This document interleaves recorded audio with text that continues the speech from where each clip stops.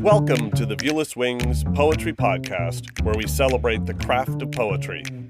Each week we feature interviews with incredible poets, songwriters, and artists, including Olivia Gatwood, Safia El Hilo, Dana Gioia, and many more. We also feature periodic submitted poetry episodes. Visit viewlesswings.com to submit your original poetry. I'm your host, James Moorhead, Poet Laureate of Dublin, California, and author of Canvas, Portraits of Red and Gray, and The Plague Doctor. Hit subscribe and follow me on Instagram or Threads at Viewless Wings. Brandon Rushton is the author of The Air in the Air Behind It, Tupelo Press 2022, selected by Ben Romke for the Berkshire Prize. Born and raised in Michigan, his individual poems have received awards from Gulf Coast and Ninth Letter and appear widely in publications like The Southern Review, Denver Quarterly, Pleiades, Bennington Review, and Passages North. His essays appear in Alaska Quarterly Review, Terrain.org, The Critical Anthology, A Field Guide to the Poetry of Theodore Roethke, and have been listed as notable by Best American Essays. After earning his MFA from the University of South Carolina, he joined the writing faculty at the College of Charleston. Since the fall of 2020, he's served as a visiting professor of writing at Grand Valley State University in Grand Rapids, Michigan. Brandon, welcome to the Viewless Wings Poetry Podcast. Thanks for having me, James. Excited to have you here. Your book, The Air in the Air Behind It, opens with a long prose poem, Milankovitch Cycles, that reminds me of William Burroughs' cut-up method, a series of interconnected statements that read like found poetry. In the poem you wrote, "A lone mammal dips its nose in the river. Leave it to something celestial to abbreviate nomadic momentum. A meteor cuts through the low cloud cover, and all the stampeding herds abruptly stop and stand, bewildered." What was your approach to constructing this poem, and what was your decision process to open the book with this poem, which I thought was a terrific choice? Yeah, thank you. So I was reading Richard Manning's book, Grassland, at the time. I had finished my Master of Fine Arts in 2015, and I felt like I was writing a very particular type of poem. And so I was working on these type of poems for a while, and I said, I'm either going to write these type of poems for the rest of my life, or I'm going to have to switch something up. And I happened to be reading this book, Grassland, by Richard Manning. It was kind of this deep dive into geologic history. It felt kind of collage-like in the way that he covered so much history, time. And I was like, it seemed to kind of unlock something for me in my own poetics, to stop thinking maybe about the poem that could be included in a literary journal, to start thinking across multiple pages, to think in sort of the prose fashion, to think in kind of the collage or the cut-up fashion as well, and to kind of collect all these images. So I worked on this poem for probably collecting statements and images for maybe like 2 or 3 months. I was terrified to write it. I was like never brave enough to sit down. So I kept collecting all these different computer sheets of paper with different images and lines on it. And I said, at some point, when I feel like I'm ready, when I feel like there's some order to it, I'll sit down and start kind of piecing it together. And so when that time finally came, it felt like I'd thought about it for so long that I started to see connections between the images. I started to see connections between the lines that I'd been collecting over that course. And it felt like I had been given permission by what I saw happening in this book that had nothing to do with poetry. Mm-hmm. And it felt like it really opened up a lot of opportunities for me. And so I felt like when I actually started to put the book together, that it made sense to be the first poem, because it felt like a poem of permission, that it felt right to open a book with that type of permission too, that here's a statement that maybe the book is going to go in a lot of different directions, and how can we maybe establish that up front? I think that you bring up two interesting points. Is that, first of all, it can take a deceptively long time to write a poem. Occasionally the poem will just fall out of us. I'm sure you've had that experience, but it can be deceptively time-consuming to write such a small number of words. I think that again, a good poem, people won't see that, but poets know it. And then the fact that there's so many different ways in which poetry can be approached, and that's one thing I loved about your book is the style is so distinct. So that leads to my second question. No known natural predators is representative of your distinct style, the stringing together of phrases and lines that are so deliciously unusual.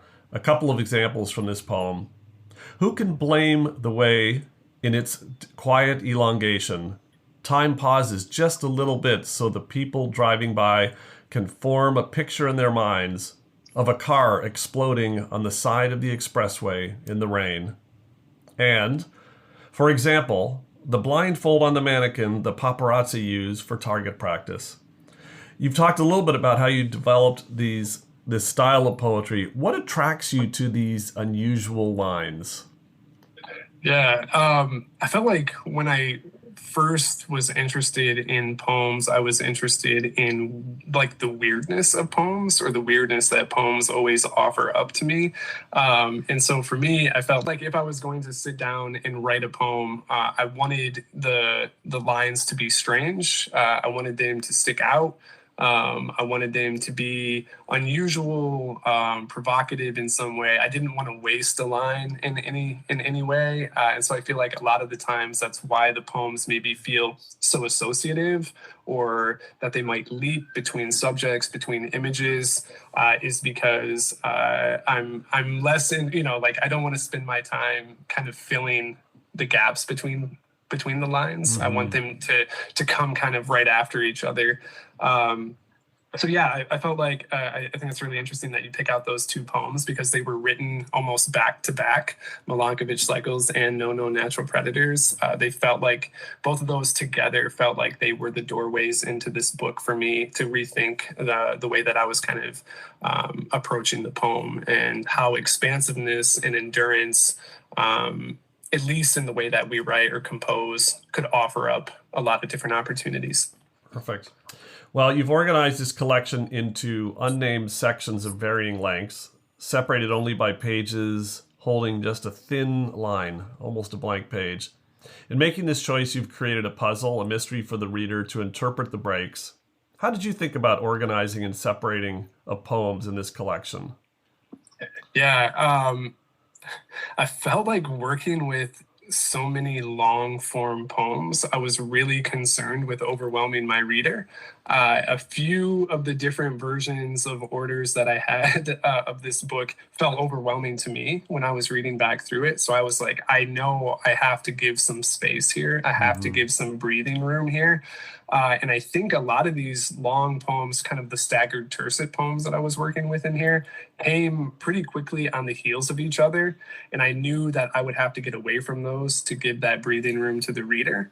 And so when I sat down and actually put this book together, I was thinking a lot about symmetry and balance, and how can you make that kind of happen in a poetry collection. And so for me, it was like, let's bookend it with a long sort of prose poem, with a long kind of jagged poem at the end, and then break it up with the short poems, the Ladderless and Puddle Jumper, and then kind of have more sections in between that are a variety of different forms there. And I think, like, for me, again, it was just like breathing room. How can we really get bogged down in poems where we're jumping, we're being almost overwhelmed with images and lines, and then the next we're flying through it and they're just page turners. So that's why I really liked kind of working with the Puddle Jumper and the Ladderless pieces, because they don't ask you to stay around too long and you can move quickly. It's interesting you mentioned the Puddle Jumper, because that's my very next question. So in Puddle Jumper, you don't use any punctuation. The lines are jammed in unusual places, spread across multiple pages in small blocks of text. You could have chosen to punctuate this poem into a prose poem. And by the way, in my first book, and for most of the time I've written poetry, I was no punctuation and all lowercase, almost to a point of fanaticism. So I've actually backed off that now, and I'm being more deliberate in that choice, which I still use that, but I also use, I do prose poetry and punctuation and capitalization, but I found myself getting into a pattern. You break things up in so many different ways. I thought this was an interesting switch. So share your thought process in crafting, what you started to talk about, in crafting the form of this poem and maybe what iterations it went through.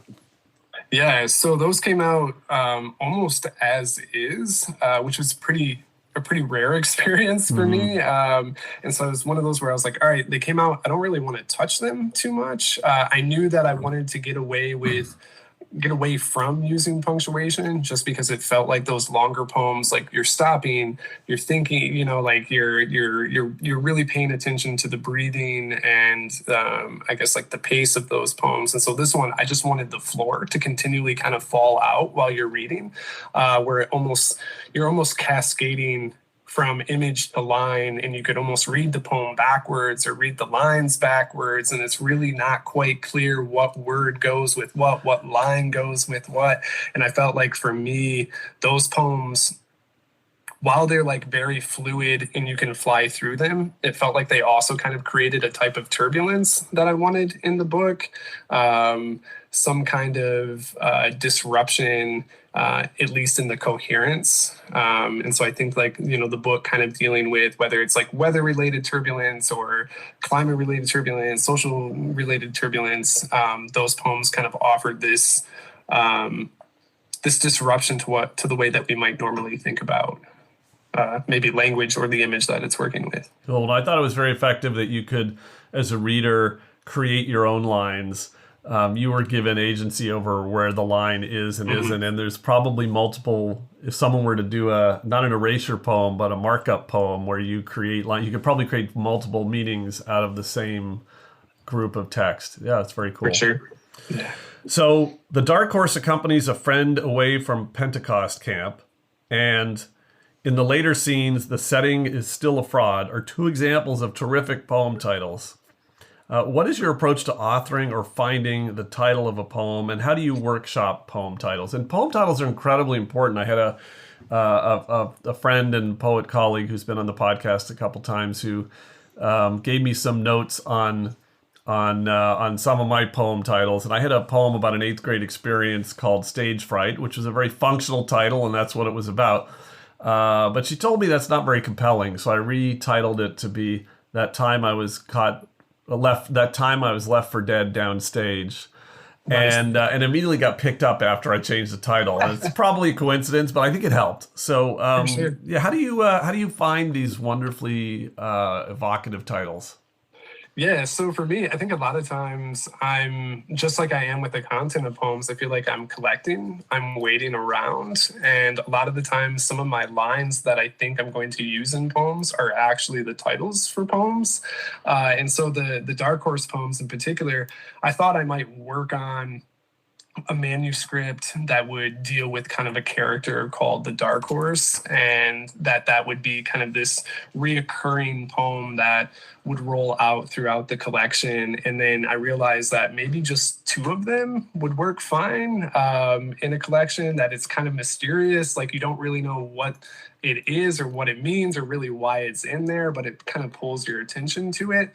But when it comes to kind of titling those 2, again, it was it was an idea for like a future collection that got scrapped.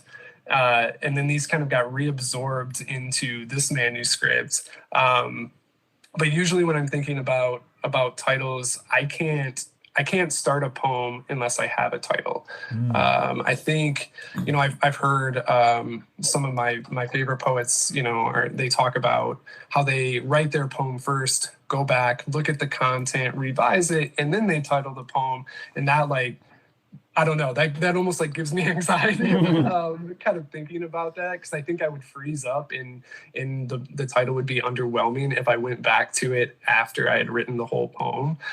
So for me, I don't want to start unless I have kind of a generative title that has some type of motion or energy behind it. And for me, like, the one, the Dark Horse accompanies, a friend away from Pentecost camp, felt like it was already on the move.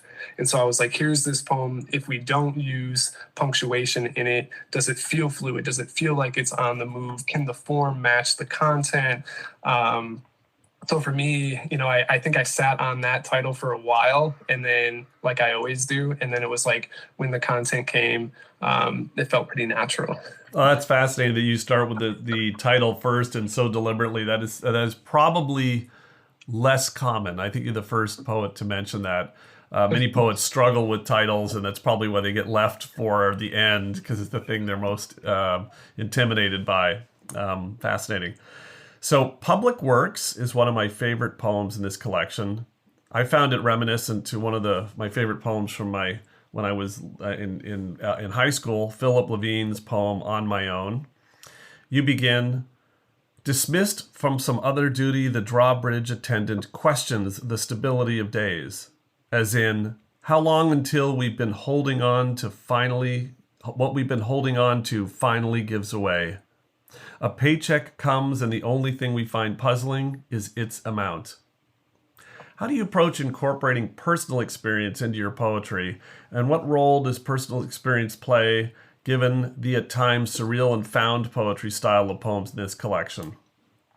Yeah, that's something I've been kind of wrestling with in the way that I think about it is what does first person mean for me? What does it mean for me to be sort of engaged in the poems themselves? And I'm kind of interested in keeping the personal at bay, as in like I'm a character in the poems, and maybe like more focusing on here's what I'm observing, and here's how these observations and these things that I'm sort of apprehending or taking in can then be remixed or spun into something else into the poem. So that poem in particular, I wanted to work with. I remember going oftentimes to Flint, Michigan. My dad worked at GM Truck and Bus down there, and I remember meeting him for lunch at the Coney Islands to get some hot dogs. And I remember kind of going down there, and I would be so excited to see him. And then at the same time, it was sort of this, like, it was kind of like sad, right? Like you're in Michigan in winter, you're kind of worn down. Everybody's kind of working in the shop. And I remember kind of just always, while I was excited to have that experience, also at the same time being sort of like sad about it. And I wanted to try to kind of capture that push and pull there, or that accordion effect of that moment. And so for me, I feel like I want to capture maybe a feeling or an image, something that I've apprehended in the past, but maybe try to make it into something that wasn't actually mine. Mm-hmm.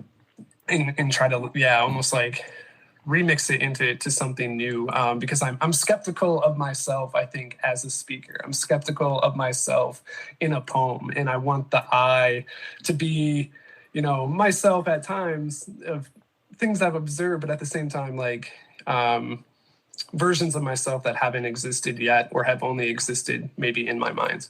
Oh, that's really fascinating. Yeah, I'd say most poets incorporate themselves in some way. Some don't at all, but that's interesting how you frame the way you think about the I in a poem. So the Waylayer stands out in form, short, simple lines, and straightforward storytelling.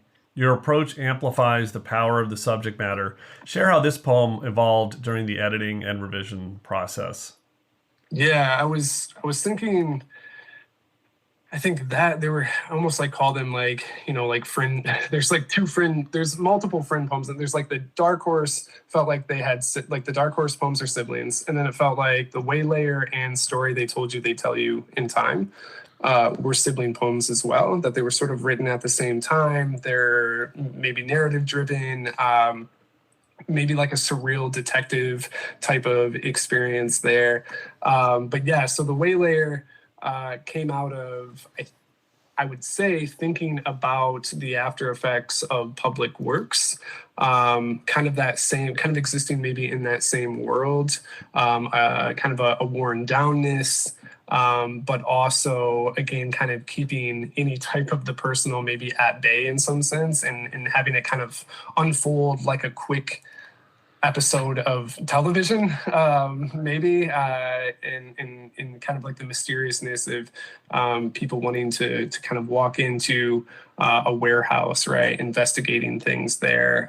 So for me, I think I was looking at the landscape of the book as a whole, and while there were a lot of these poems that were these sprawling observational type of poems where it felt like I was very much kind of, walking through these areas and perceiving or observing these things, I wanted a couple that felt like episodes, that they were very much referencing certain types of characters, and it felt like it almost like brought in, I don't want to say like a cast of extras, because I feel like it's a cast of main characters too in some way, but it brought in, it felt like it acknowledged others. I don't want to say neighborhood, but it felt like it acknowledged others around the self or the speaker of the book, and kind of took maybe some of the focus off that speaker, and again just kind of allowed for some breathing room there. So I feel like there's a lot of those poems, The Waylayer in particular, or Story They Told You, They Tell You in Time, that almost like Puddle Jumper or Ladderless allow for breathing room across the book in a different way. No, it's fascinating you bring up breathing room multiple times, and I think as people build collections, and certainly in my books where I know that there's moments where I have to change the pace or I have to change the mood, or my most recent book, The Plague Doctor, has moments that get a little on the darker side, and I had as I worked with editors, it's like you have to find a way to lighten it up a little bit, or give people a chance to breathe, or people a chance to step back and just laugh, and then before you go back. So that's really important. And I do think, going back to the section breaks being so simple, I found in reading your book, which it does have longer poems than most collections, just that little visual space just gave you a chance to just take a little breath and almost let your brain reset a little bit, almost like tennis players between serves. They don't need a lot of time to get their heart rate down, but just a little bit of a gap makes a big difference. So I thought that was a very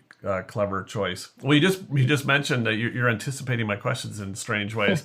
So you just mentioned Story They Told You, They'd Tell You in Time, a poem that reads as though it should be recited in one long, continuous stream without taking a breath. What role does reciting your poetry out loud play in your editing and revision process?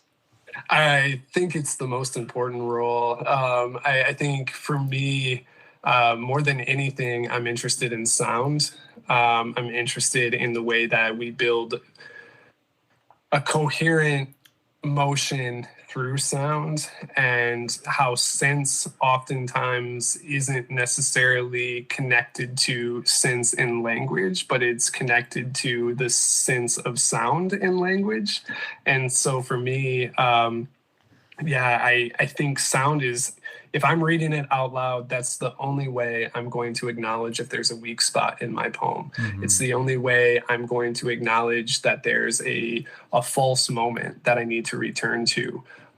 So with those poems, the one, Story They Told You, They Tell You in Time, is a fascinating poem to read out loud, like you said, because it is almost one continuous breath, and I can't do that, right. So I've read it at a few readings, and I have to, almost every time I have to find a different place to breathe, because I don't know where that's going to come from. And so for me, I think that idea of the breath and sound is the driving factor in what maybe makes a poem successful, at least for the way that I approach them. So when it comes to revision, that's the first thing I do. Step away from the computer, read it out loud to the room, and see if it lands for me on sort of a soundscape level or something. No, that's why reading out loud is so important. That's come up multiple times in this podcast. And in that poem in particular, I used to play the oboe for 8 years. My mom's is a professional musician, as is my dad. And they certainly when you play a woodwind instrument, you have to think about breath and the timing of the breath and sneaking it in. And there is a subset of woodwind musicians are capable of doing something called circular breathing, where they breathe in while they're blowing out. And they never have to stop, which is extraordinary. I couldn't do that. But I really did think reading it out loud also has this other benefit, is you physically have to breathe at some point. And that can inform your poetry too. Did you find that sort of being a a son of two musicians like really influenced your poetry? Oh, definitely. Particularly, there's Yeah. a musicality to poetry. There's a Yeah. rhythm. There's no question that lying under my father's piano while my mom and dad practiced, or being in the silence of a darkened theater during many hours of dress rehearsals and rehearsals, where I just had to let my mind race and I couldn't do anything other than just be there. No, I think all of that really made me more observant and to observe the musicality For in sure. the world. Absolutely, I huge love it. influence. So my parents, who are still alive and retired, Yeah. shout out to my parents. So in the poem, in the Upside Down of Unfurious People, while it's similar in phrasing to your unpunctuated poems, has punctuations. So how do you choose to use punctuation as a poetic device? What is it? When does it serve a purpose, and when does it not serve a purpose for you in your poetry? Yeah, honestly, it's probably not a good answer, but I think it comes out of boredom. And it's like, okay, I don't want to write a poem with no punctuation right now, or I want to write a poem with no punctuation right now.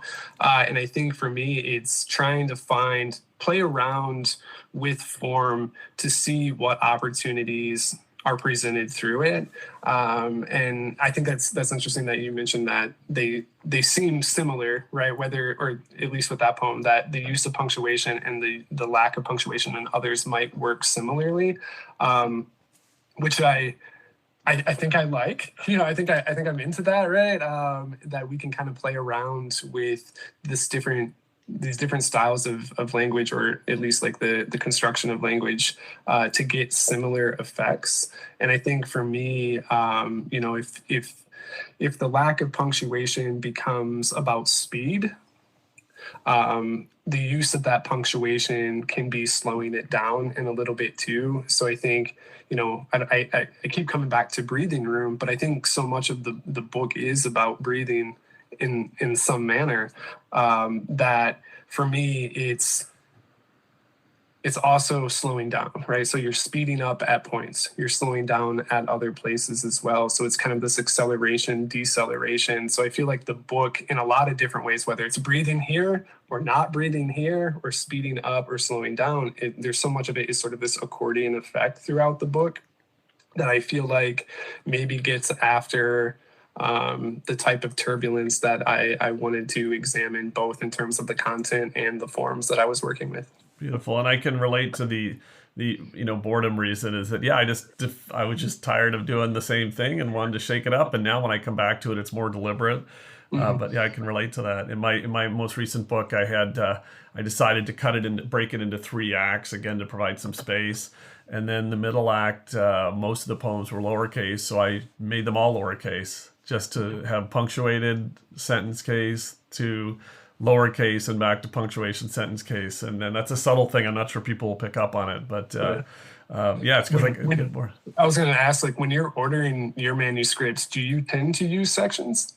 I have in my first and third books. In my second book, I didn't. It didn't feel like it needed it. Okay. But the third book, I wrestled with the order for a long time and the structure of it. And then I felt the nature of the book really screamed out for sections. It definitely had a little bit of a Shakespearean references sprinkled in. So making it 3 acts kind of lent into that. Yeah, I mean, the ordering and the construction of a book is like writing a poem in itself. That's the way I think about it. Yeah, it's wild that I feel like a lot of times the manuscripts like tell us the way that they want to be ordered too. Like, I think I haven't worked on one where I felt like I didn't have to use sections. Like I'm kind of obsessed with sections. But it's weird how you can play around with it, put it on the floor, spread it out, hang it on the wall, do whatever you need to do to kind of space it out. And then you read it and like, immediately whether or not it works, it's just strange. It's like, yeah, you put it on the floor and it's like a big Ouija board where Right. you're not moving it around, you're being moved around. I haven't thought about it that way. I think there's a poem in there anyways. I have to think about that.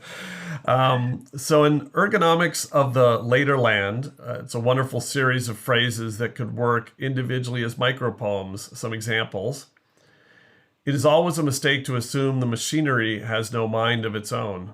We should have known a population on a planet known for wobbling will wobble too. Talk about the inspiration behind this poem, and do you consider this a series of micro poems, or think about the phrases you build as micro poems that could, if you were to do a whole book of micro poetry, which Billy Collins did in his most recent book, could you think about it that way too?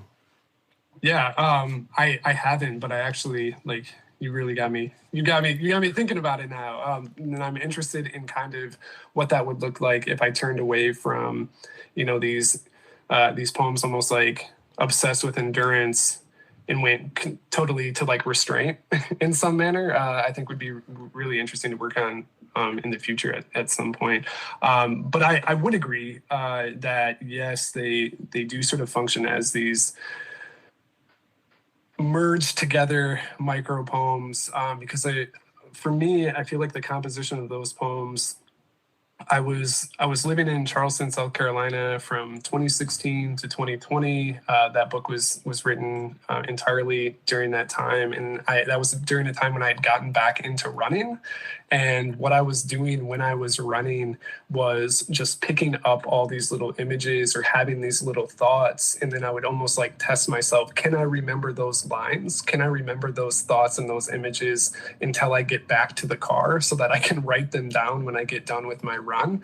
And then it became sort of this process where while I was sort of exercising physically in this way, I was interested if I could also exercise my language in a similar manner. And so I found that while I was doing distance running, I was also writing distance poems or poems that were interested in endurance. And so for me, when I read those poems, I don't think that necessarily comes across, for a reader. But for me, when I'm reading them, I feel like I'm on a trail running past a lot of different scenes, things that I'm seeing in people's backyards, the way that they might have hung a light, the way that they might be sitting at a campfire, the way that a car just missed a pedestrian in the crosswalk. And so, all those things for me, the trick was, how can you merge them together without it really feeling like it was disrupted the whole time? Right. So the trick was ironing it out, and that almost goes back to the previous question that you kind of talked about with how do you revise it? And it was, can the sound be what merges these micro bits or these pieces together? And I found for me that was kind of the key. Otherwise, at some point, I think, if you're writing a 6-page poem, and they're all these almost like one-liners, or they could be one-liners, it would at some point be like, okay, I'm not interested. Right. I'm going to turn away from that. And so I think for me, that goes back to that idea of sound. Sound is what fills the space. And then it could be a mysterious sound. It could be a sound related to the content itself or totally unrelated to the content, kind of brings it together. And then in that way, it also felt for me like I was out on a run, hearing something in the trees or hearing a side conversation while I'm running by a scene on this side of the road too. Yeah. Oh, I found that very helpful. I think this image you've got of almost like a runner going past scenes. It's one run. That's the continuity. There's one flow, one speed, and yet there's all these different images strung together in a sequence. That's a really beautiful way to describe your process. So just one more question before I pass the mic over to you. So I've asked about the first poems in collections with multiple guests. I'd like to talk about the last poem in your collection, the Isthmus, which includes, "So then, lastly, the land allows us this, the children who insist on sprinting through whatever light is left, all of the parents making their way out of the water, afraid of what they'll miss." The structure of this poem, the observations of our natural world and our place in it, the sense of conclusion without giving explicit answers, makes this a very natural poem to close the collection. What was the decision process for selecting this poem to conclude with, and did you end up editing the poem to serve the purpose of being the last poem in the collection in any way? Yeah, I'll start with the last question first. I finished writing it and I was like, that's the end of the book. And that came pretty early on in the process. I think like I said, I worked on this from 16 to 20, and it was in 2017 when I wrote that poem. Toward the end of 2017, so almost halfway through, I found the concluding poem. For me, again, I was living in Charleston, and was this when I first moved there. You could get around the city really easily. And then it was voted, I think, #1 city to live by I'm trying to think of the Travel and Leisure, like 15 times in a row or something. And so all of these tourists were coming, all of this development was taking place. So it was much more difficult to get out of the apartment and go places. So I would go to this neighborhood that was maybe a half mile away from the apartment. And there was this tiny little isthmus.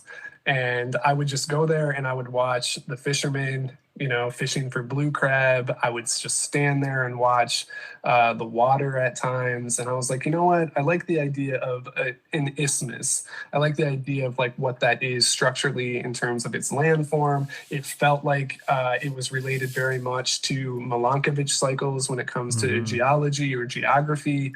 It felt sort of like it was the perfect bookend. So I had that title and I said, all right, I'm gonna work on this. And I worked on that for pretty obsessively for about 10 days. And I was interested in kind of, I think at times the book can be like you said in your own work as well, right? You have to almost give a break from the darkness or the sadness. And a book that I think takes up a lot of environmental concerns or climatic concerns. I didn't want the book to build toward despair, but I did want it to at least acknowledge that we will most likely have our lives rearranged, or we will face some type of turbulence because of the era in which we live.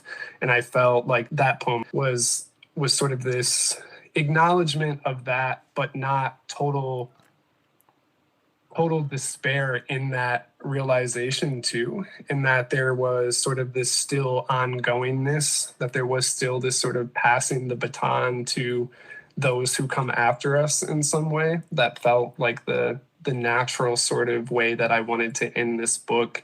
And so that one was kind of a one of those strange ones where you just work on it for 10 days and you're just like, I'm not really going to touch it. And it came quick, and it pretty much came out in the form that it ended up in the book. And I kind of didn't question it, and I read it.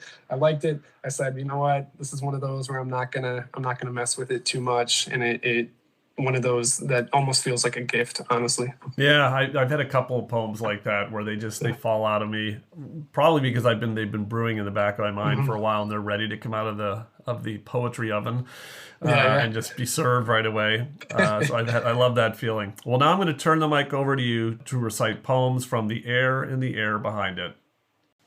All right. The first poem I'm going to read is Ideogram of the New Civilian, and it is similar to a lot of the poems in the book, in the way that we've been talking about them, kind of use the staggered tercets. It kind of combines a lot of different images and statements here together. And the trick, again, with this poem was trying to rely on sound to kind of fill the gaps between it. So this is Ideogram of the New Civilian. Everybody claims to be a new and improved version of the introvert. Ask anyone about the comfort found within the absence from the cocktail party commencing now just down the street. Skeptical of the way the water smells, the kids hold hands and smoke beside the sewage pond. Little revolutions make it hard to disregard the hours. The character chock full of worry, sweating in the kitchen of what is supposed to convince us is a home. I splash my face like doing so will reinstitute a smile and then admire the floral pattern on the hide-a-bed. I hesitate too long and begin to make myself out in the hallway mirror.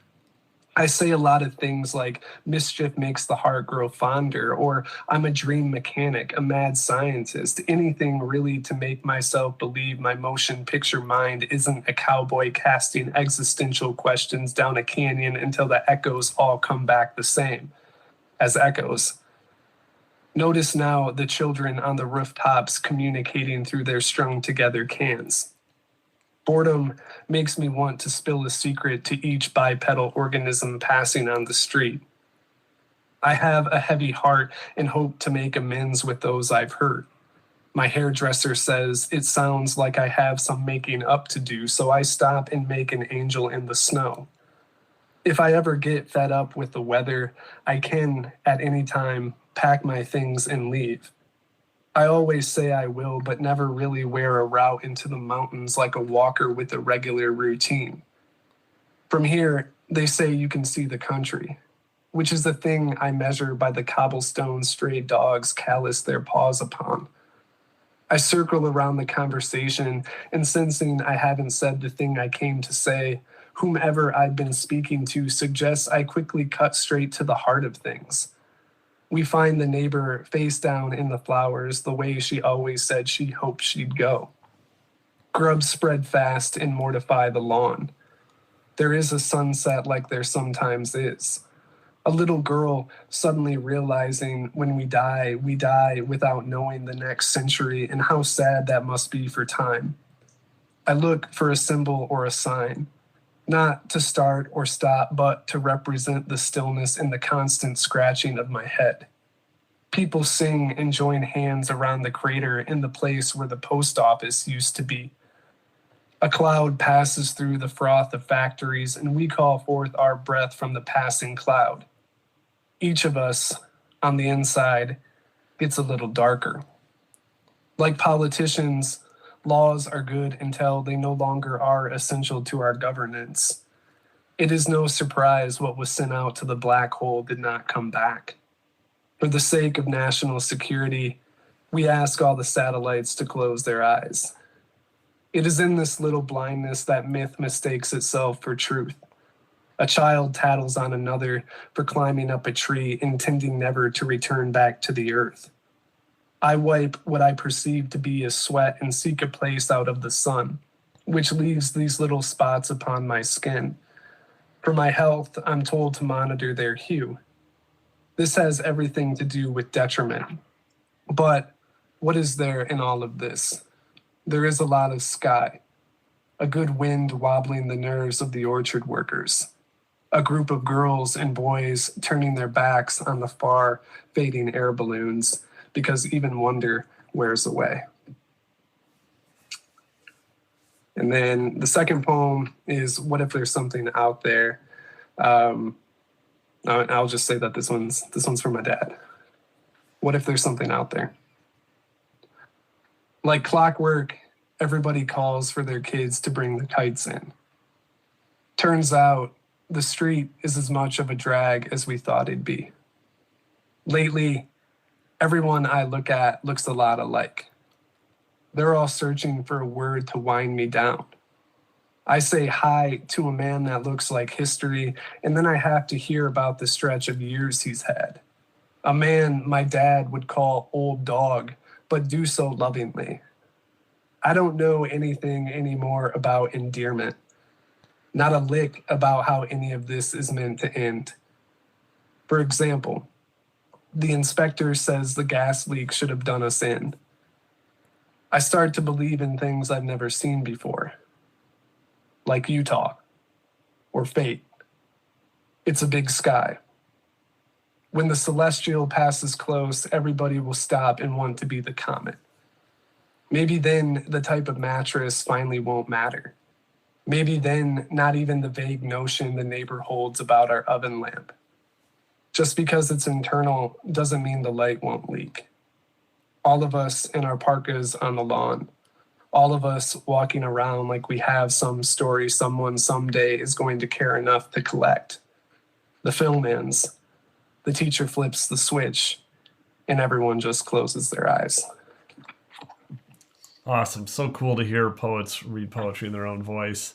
So I want to ask you about about the tools that you use to craft your poetry, whether that's research. Your poetry doesn't, at least the poetry that I've been exposed to through this book, doesn't focus on forms or rhyming or meter, or at least not things that are very rigid. But in the case of poets that do, there's all kinds of ways that you look for that perfect rhyme. What are some of the tools you use to help with ideation, to help with crafting a poem, to filling in the blanks of your own personal experience and knowledge?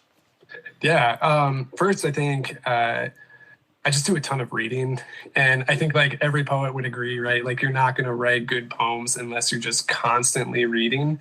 So I just want to be immersed in language. That doesn't necessarily mean that I have to be immersed in reading a bunch of different poetry collections at the time. Oftentimes it's not. I think there were a lot of years where it was strictly I'm just reading poetry collections, but now I feel like I'm much more interested in, I don't know if I would necessarily call it research when it comes to my composition process, but it's at least diving into subjects and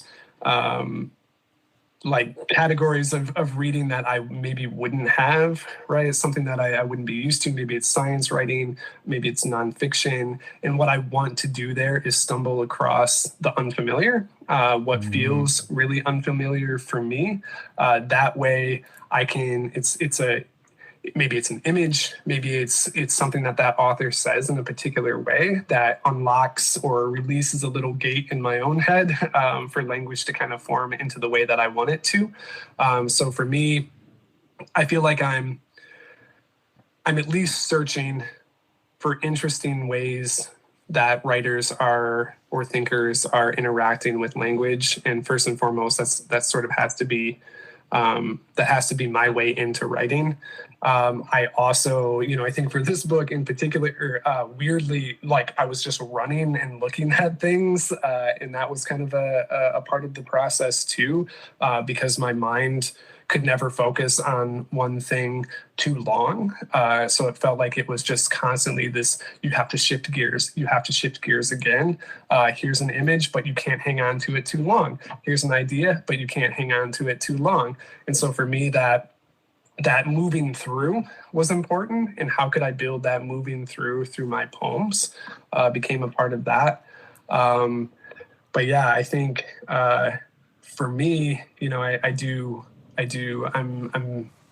there was a time when I wasn't a patient writer, and at some point I became a patient writer, and I'm really grateful for that I feel like I don't have to be writing, that I can just be waiting, that I can be waiting to collect things, that I can be thinking about things, because that is a part of the writing process too. And so I was really happy when I realized that I could slow down, take my time, think about things, and I would rather take 3 or 4 months to write a poem that I feel good about rather than just getting something down on the page.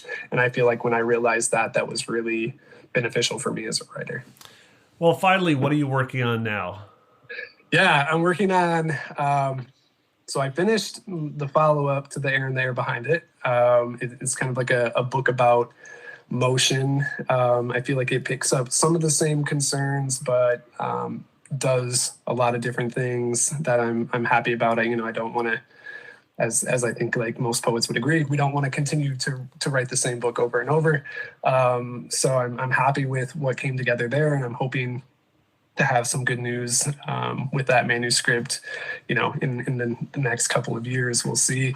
I've picked up, started working on another poetry book after that too, and I've also been working on some nonfiction, and I would like to have a book of essays completed probably within the year, kind of dealing with landscape and environment and my time both growing up in Michigan and then spending about a decade in South Carolina, in sort of this really, what I found was fascinating conflict, but also overlap between region and the experience of living in multiple regions and seeing all the connections and the disconnections and the richness in both. So yeah, kind of all over the place right now. Cool. Well, Brandon, thank you for sharing your poetry and your voice on the Viewless Wings Poetry Podcast today.